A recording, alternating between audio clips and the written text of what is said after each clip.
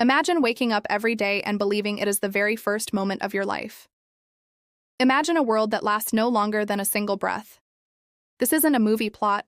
It's the reality for a man named Clive Wearing. He lives inside a loop of only 7 seconds. Before his illness, Clive was brilliant. He was a respected conductor, a musicologist, and a scholar of Renaissance choral works. He worked at the BBC, directed professional choirs, and traveled throughout Europe. He was the kind of person whose presence changed a room. Sharp, warm, funny, and intensely alive. He could open a musical score and hear every single part in his mind at once. Music wasn't just something he did. It was something he was. Then, in 1985, everything changed. It started with a headache, then a fever, then confusion.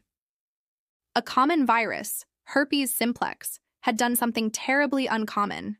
It had invaded his brain, attacking the hippocampus, the very structure that forms new memories and connects our past to our present. Doctors fought to save his life, and they succeeded. But when Clive woke up, he woke up into nothing. His past was shattered. His future was gone. Time itself had collapsed. He could still remember how to speak and how to walk. He remembered fragments of his childhood, and he remembered one person with perfect clarity, his wife, Deborah. But aside from that, his world slipped away almost instantly. Every sound, every thought, every single moment vanished like smoke. Clive began keeping a diary. In it, he would write, "I am awake for the first time." A few moments later, he'd cross it out and write it again. "I am awake for the first time," then cross it out again. This went on, page after page, day after day, for years. To Clive, each entry was absolutely real. Each moment felt like waking up from a long, deep unconsciousness. His world was constantly beginning, not once a day, not once an hour, but every few seconds. Try to imagine that for a second.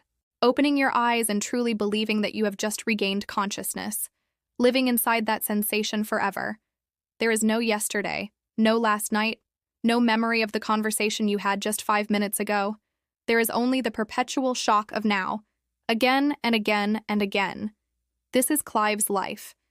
He can't remember what he just said. He can't remember if he's eaten a meal. He can't remember meeting someone, even seconds after they've left the room. His life exists as a chain of 7-second islands, separated by vast oceans of forgetfulness. He is alive, but the continuity that makes us who we are is gone. There's no personal story, no timeline, no self that stretches across days. And yet, one part of Clive remains completely untouched: music. When he sits at a piano, something extraordinary happens. His hands know exactly where to go. His voice finds its tone and pitch. He can conduct an entire choir with precision, emotion, and certainty. His memory for songs, rhythm, and movement lives in a different part of the brain, a part the virus did not destroy. He cannot remember the music, but in those moments, he becomes the music. He is whole again. Time flows. Meaning returns. The world reconnects. For Clive, music is the only place where the present does not instantly disappear. And there is one more thing that survived the devastation: love. He may forget every conversation, every meal, every single moment, but when his wife Deborah walks into the room, something incredible happens. His eyes light up. His entire posture changes. His voice softens. He embraces her with an astonishing urgency, like a man who hasn't seen the person he loves in years. And in his world, he hasn't, even if she only stepped out of the room 5 minutes ago. For Clive, every reunion is the first reunion. Every time she returns, it feels like a miracle. But loving someone who cannot remember you, except in the instant he sees you, is an unimaginable challenge. Deborah has described the immense pain of it. At first, she tried to carry everything: his constant care, his grief, his confusion, his endless cycle of reawakening. It was overwhelming. Clive would cling to her, terrified she would disappear again, just as everything else always did. He would weep when she left the room. She would weep too, but only where he couldn't see. How do you build a life with someone who cannot hold on to life? How do you share a marriage with someone who doesn't remember your marriage? How do you love someone who cannot remember any of the moments of your love? There was a time when Deborah had to step away.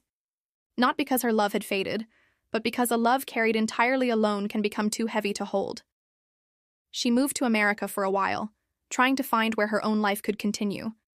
But she couldn't escape their bond, because love, even when memory fades, leaves an impression that goes deeper than thought. So she returned. And when she did, something remarkable became clear.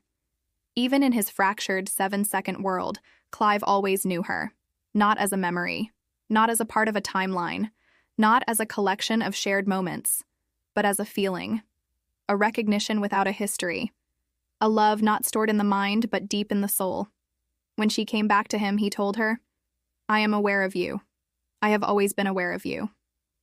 The part of him that loved her had survived the fire. Their relationship became something different than most marriages. It isn't built on shared memories, but on repeated beginnings. Their love resets constantly, but it never, ever disappears. In a world where time no longer exists for him, love remains the only continuous thing. Not memory, not identity, not history, just love. Clive himself once said, "It is like being dead. I have no past. But when I see Deborah, I am alive."